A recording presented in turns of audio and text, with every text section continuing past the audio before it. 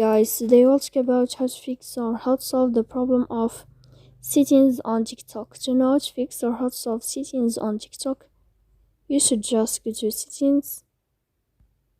Here we click apps, default apps, app settings. Then in this list you'll enter to storage. We go to TikTok here.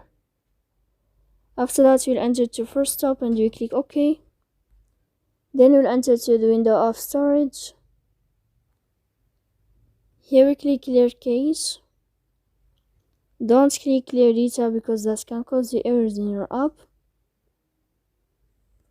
In the end, you can turn off your Wi-Fi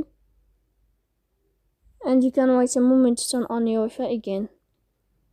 So please don't forget to support us by like and subscribe. See you next time in another video, and thank you for your attention and your watching.